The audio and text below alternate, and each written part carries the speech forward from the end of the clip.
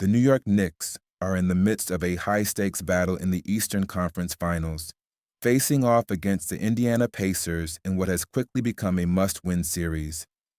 Trailing 0-2, the Knicks have made a drastic and surprising tweak to their starting lineup, signaling both desperation and hope in their quest to stay alive in the postseason. But not everyone is convinced the change will pay dividends. NBA Hall of Famer Charles Barkley, known for his candid and often brutally honest takes, weighed in with sharp criticism about the Knicks' decision to insert center Mitchell Robinson into the starting five, replacing the versatile forward Josh Hart. Barkley's verdict was clear. He's not on board. This move raised eyebrows immediately, not just because it came in the middle of a crucial playoff series, but because it fundamentally alters a team's on-court dynamics. Robinson, a towering and athletic presence, offers rim protection and defensive rebounding, but the question remains, does this lineup provide enough versatility, especially on offense and perimeter defense? Charles Barkley didn't mince words about the risks. On a recent broadcast, Barkley remarked, "I don't like the change. They only run one play, they run the pick and roll.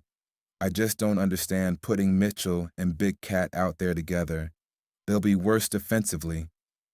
Barkley's criticism is rooted in his belief that the Knicks' offensive scheme is too limited to accommodate two bigs like Robinson and Karl-Anthony Towns, often called Big KAT, on the floor simultaneously, especially against a versatile and quick Pacers squad. The Knicks' struggles and the reasoning behind the switch-facing elimination, it's clear the Knicks felt compelled to shake things up. With the series slipping away, small changes can sometimes make a big difference, and the Knicks' coaching staff clearly sees Robinson's defensive presence as a way to shore up some of the vulnerabilities that have plagued them on that end of the floor. As James L. Edwards, III of The Athletic, pointed out in a detailed analysis of the lineup change, breaking unusual starters, Robinson will replace Hart in the starting lineup. I think this move says more about the struggles KAT/NYK starters have on D than it does anything Hart has done. Spacing doesn't change, pace doesn't improve, gives NYK a backline of defense though. Edwards' assessment hits on a critical truth. The Knicks' offense isn't fundamentally improved by this swap. Hart, known for his three-point shooting and ability to guard multiple positions, brings spacing and versatility that Robinson doesn't provide. However, Robinson's shot blocking and physicality might help blunt the Pacers' interior attack, which has exploited the Knicks' starting five in the first two games. Barkley's take. Why this could backfire.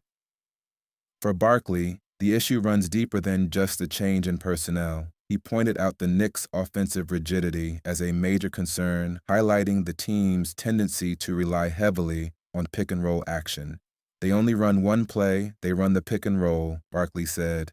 With two big men on the court simultaneously, the pick-and-roll becomes less effective because it limits spacing and mobility. Barkley also hinted that the defense might actually suffer despite the addition of Robinson.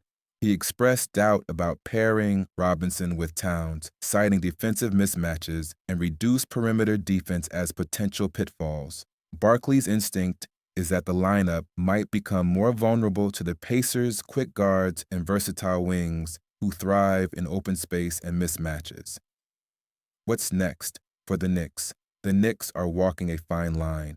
They need to spark a turnaround and halt Indiana's momentum or risk an early exit.